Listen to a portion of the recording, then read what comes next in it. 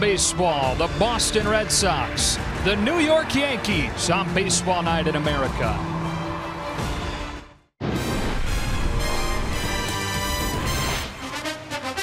They have been the two best teams in baseball all season, not separated more than 2.5 games since the beginning of May.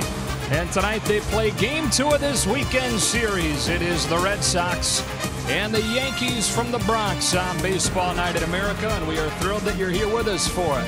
Welcome inside. Joe Davis, Tom Verducci, Ken Rosenthal joins us in a moment. The Yankees get it done in Game 1 last night by a final of 8-1 in pretty typical Yankee fashion.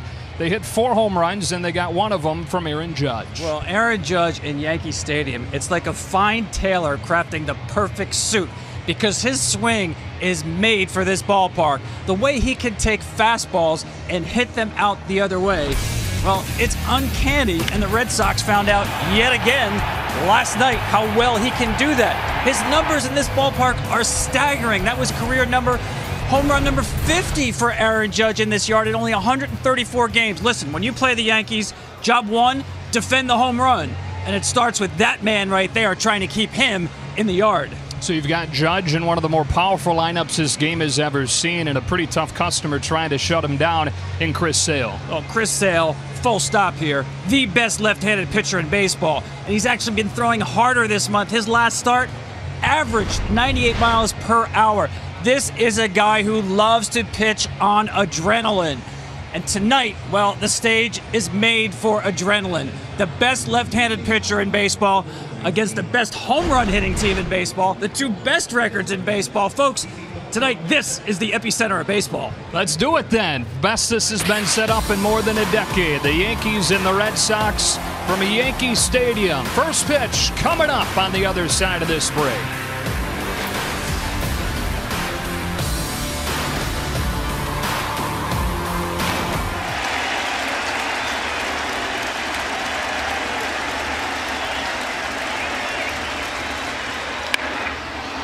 Down the left field line and deep. Back goes Gardner. That ball's gone.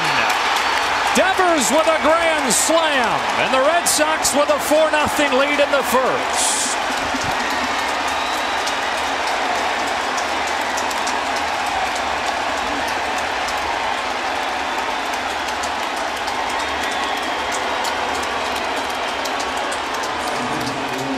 Certainly stayed on that one, but that is a flat mistake by Sonny Gray. You have 2 strikes ahead of the count on a very aggressive swinger. This pitch cannot be close to the zone, certainly not up the way that it was. Give Devers credit for staying on that. One hit it left earlier in that at-bat, and that was much better with 2 strikes. Ball follows. Base hit to right. Betts did a nice move to get out of the way of it. Leon comes in to score, and an RBI single from Andrew Benintendi. And the Red Sox lead at 5-0.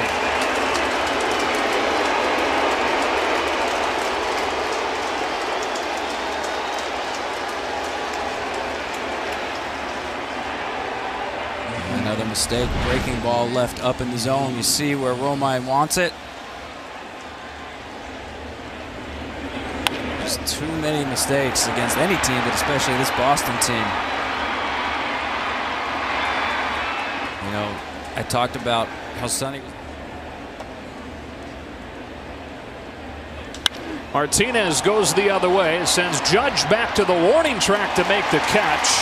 It brings home Betts, and it's 6-0. Major League leading 65th run driven in for Martinez. Such a great hitter. We talked about his default mode as a hitter. Velocity fastballs, let it travel, which generally means take it the other way.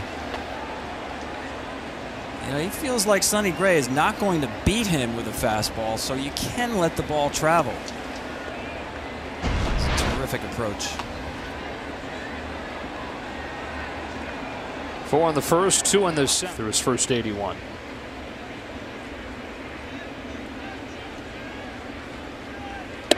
And just to carry the comp, Joe, very similar approaches in terms of not getting out front, not getting on balance. If you can find a swing of Manny Ramirez or JD Martinez where they're out on their front foot and the top hand is coming off the bat because they're fooled on off speed, I want to see it. Because when you approach, your approach is let the fastball get deep, you're not going to be caught out front on balance. Might get beat late, but you're not going to be beat out in front.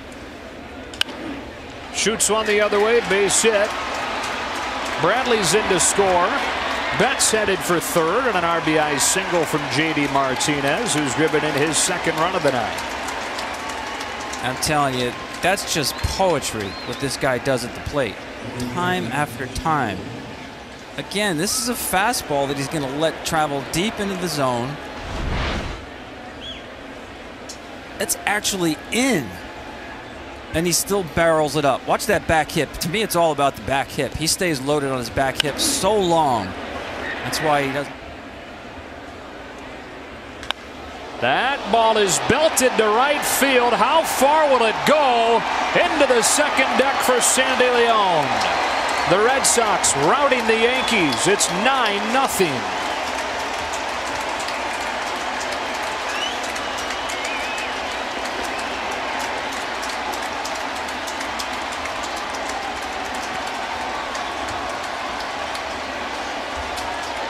That's what happens when sliders don't slide. Earlier in the game, I talked about Sandy Leon as such a strong top hand. Watch him turn this around.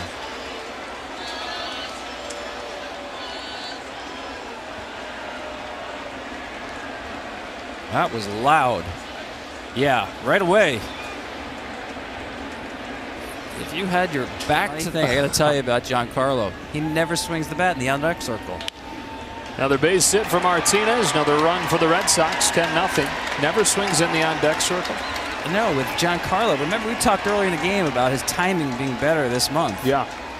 All he wants to do in the on-deck circle is time the pitcher. So for him, he won't swing before he hits, but he will time the pitcher, get the foot down and hand started. That's all he's trying to do. 2015.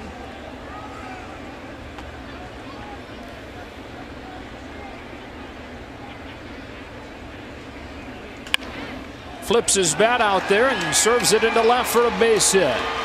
Devers headed for the plate, throws cut off, and the Red Sox lead at 11-0.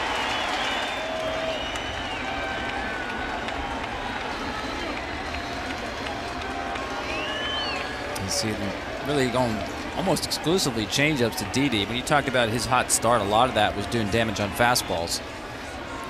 He has not hit a home run the other way in his career. He's a guy who likes to hit the ball out front, but that makes him vulnerable to off speed. Tapped up the middle. Wow, nice looking play right there by Bogaerts to finish the night. Putting the finishing touches on a beatdown. 11-0. Red Sox even the series at a game apiece. A couple blowout games over the first two of this much anticipated series between the Red Sox and the Yankees. Red Sox back alone in first place. We're going to take a break, come back here to Yankee Stadium on the other side.